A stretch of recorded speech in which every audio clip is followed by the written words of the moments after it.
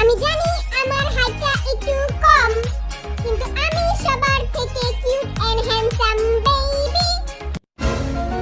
এটা পাপা চাই হানো মেয়ে বলে ফ্ল্যাটিং করতেছে। জীবনও বলে